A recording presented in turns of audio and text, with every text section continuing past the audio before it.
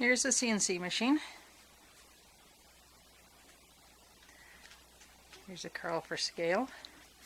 We're going to manually turn the thing here a little bit to show you how this one goes. You can probably just tell that that's moving along. Can you turn it by yourself, or is it too heavy? It turns very smoothly, but we're only holding onto this little tiny end cap and the lead screw here. So. Okay, yeah. Or nice. And we've got the same thing on this front here. Of course, this is where the spindle's going to mount, and it's pretty much in its full up position right now.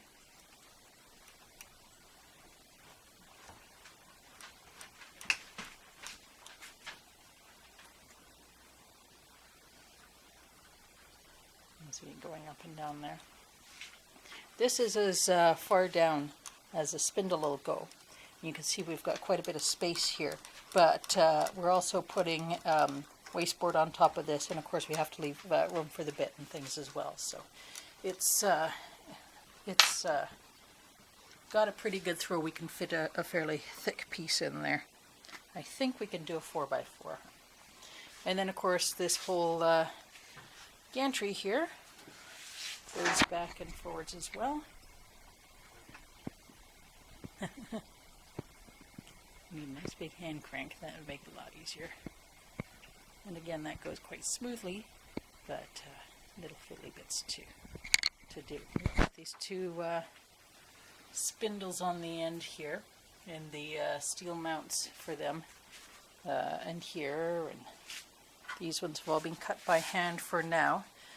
If they're not quite precise enough, once we get it up and running, we'll cut them out with the machine itself. I said these were steel, didn't I? They're aluminum. We'll bootstrap it. Yeah, exactly. Nice and thick. Stop that. Yes, that's great, but knock it off. Can't resist fiddling. We've got these 90-degree braces in here, holding the cross pieces on here, and that's doing a really good job keeping it nice and solid and stable. The whole table moves before that does. So at this point, apparently we just need to finish doing up the wiring and get the spindle, or for right now a router, mounted on, and away we go.